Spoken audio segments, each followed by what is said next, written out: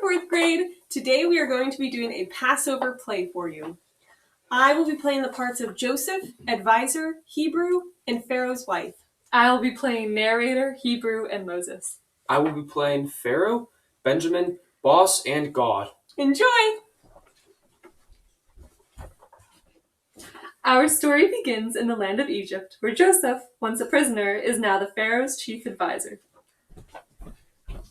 So, how are things back in Israel? Oi, terrible! Our gardens and crops are dying. There's no rain this year. That is why we had to come down to Egypt. Well, don't worry. Life in Egypt is fantastic. PlayStation 3 in every house, high-definition television, Lincoln navigators in the driveway. This is the most powerful nation on the planet. Did you have rain this year? Are the gardens and crops doing well? We don't have to worry about that. I've stored away tons of food in giant warehouses. The Pharaoh will be able to feed the people for 3 years at least, even if we get no rain. What does the Pharaoh think of us Hebrews? He loves me. He welcomes the Hebrews into his land. Bring the entire family. We'll make a great life here. The Hebrews all moved to Egypt and had many children and lived a successful life. But after many years, after Joseph and his brothers had died, a new Pharaoh rose to power. Advisor, bring me the latest census report. I want to know all the people who I rule over. Yes, Your Royal Highness, I have the numbers here. Let's see. Nubians? Midians? Yes, very good. Are there really that many Hebrews? Oh yes, Your Highness. They're growing in number. They are very strong workers. Do you think that might be a danger? Perhaps they will challenge my rule. Make demands. You know how these workers are always complaining about the size of rocks for the new pyramids? I am worried that they will use their strength and numbers to rise up against me. Yes, you're right. We must do something to break their spirits. First, let's begin with something small. We'll get them to make more bricks each day. If that doesn't work, we'll eliminate the 15-minute breaks. If that doesn't break them, then maybe we'll turn to harsher measures. The Hebrew workers struggled to keep up with Pharaoh's demands.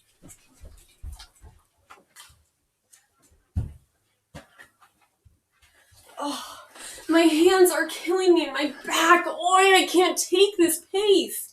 We can make 1,000 bricks a day, but 2,000? No team can work that hard. We'll fall over. Get back to work. The boss is coming. Efficiency, people! We've got to make 900 more bricks by sundown. Come on, let's work faster. We're working as fast as we can, boss. Listen, smart Alec, I've got a lot of pressure on my shoulders. If Pharaoh doesn't get his bricks, I'm out of a job. I've got a family to feed too, you know. So get back down in the pit and start working. We haven't had a break all day. And you're not gonna get one. Work. You know what, boss? You've become a real pain in the backside. What'd you say? You heard me. Oh! Now get back to work before I get really angry.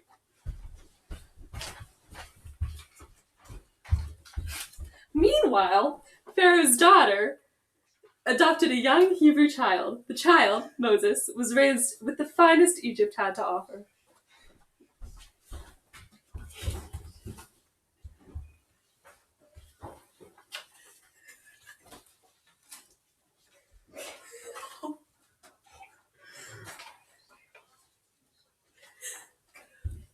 Here, sweetheart, eat your honey cakes before your flute lesson. I'm so excited. I'm so excited. For the party. Oh, me too. Your new robe looks lovely, dear. I just hope that the pyramid is finished. Your grandfather has the workers working double time just to get the place finished before the Great Assembly. I heard that the Hebrews were complaining. Complaining? Don't worry about that. We take care of the needs of all our workers, dear. They're fed, given homes, and we give them a new pair of shoes every year. We're very generous. The only problem is that there are simply too many Hebrews. For that reason, we're cutting down their number. I know that it is sad that we have to kill off their baby boys, but we really are doing it for their own good. I know so little about the world. Someday I'd like to go out of the palace and see how they are. They're not clean like us, dear. Especially the Hebrews. They throw garbage on the streets, and the smells are truly horrible. One day, Moses decides to sneak out of the palace and see for himself the plight of the Hebrews.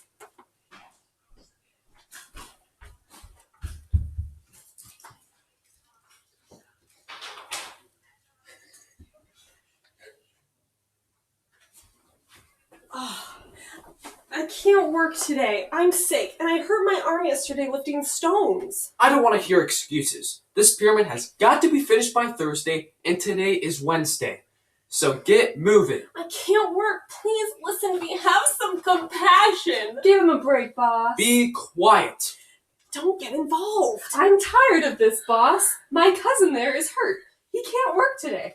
And he's not working. So go tell Pharaoh he'll have to hire some more workers or this isn't getting done. Be quiet. Stop it.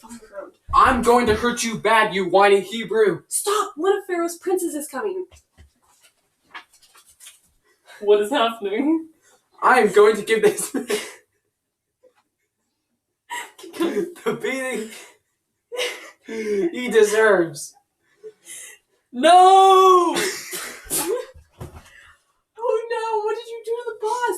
We'll be blamed for this. We'll be punished. What have I done? What have I done? Moses ran away, far off into the wilderness, where he is taken in by Yitro and marries one of Yitro's daughters, Zipporah. One day, as Moses is taking care of Yitro's sheep, he stumbles across a burning bush.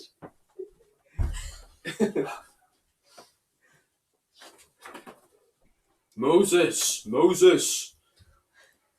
Who is that? What is going on? What is happening? It is me, the God of your ancestors, Abraham, Isaac, and Jacob. You must have the wrong number. This is no time for jokes. You must go back to Egypt and stand up to Pharaoh. Then you will lead the people back to their homeland. How will I do that? The people do not know me. I have no power now that I have run away. I will be with you. Go to your sister Miriam and brother Aaron and stand up to Pharaoh. Moses returns to Egypt with his wife and son, Gershom. Aaron and Moses approach Pharaoh.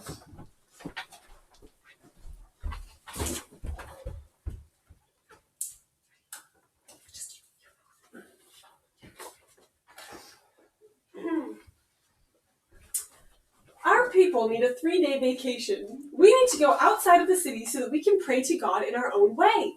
Why can't you wait for the Festival of Pyramids? Then your people will have a chance to celebrate with everyone. We do not wish to pray to your gods. We have one God, who is mightier than all of your gods. You must be joking. The gods have made Egypt a great nation. What has your God done for you? You'll see what our God can do, and then you'll give in to our demands. Don't count on it, Hebrew. Pharaoh was a stubborn man. Even after plagues of blood, frogs, lice, disease, hail, and darkness, he would not let the Hebrews take a day off. It wasn't until a disease struck and killed the very firstborn of every Egyptian that Pharaoh changed his mind. Don't you understand what is happening? No, Your Highness, I don't know why our gods are not protecting us. Everything we did to the Hebrews is now happening to us. Maybe their God is powerful. Tell the police that are surrounding their neighborhood to let them go. That night, Moses spoke to his people.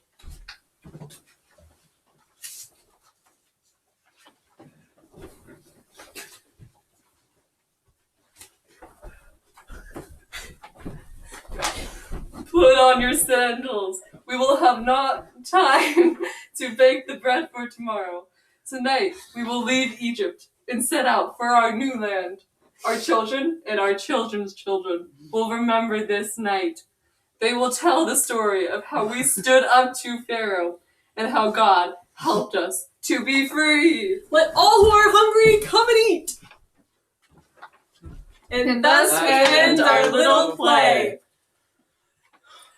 Pharaoh, Pharaoh, ooh, baby, let my people go. Ooh-cha, yeah, sure, betcha.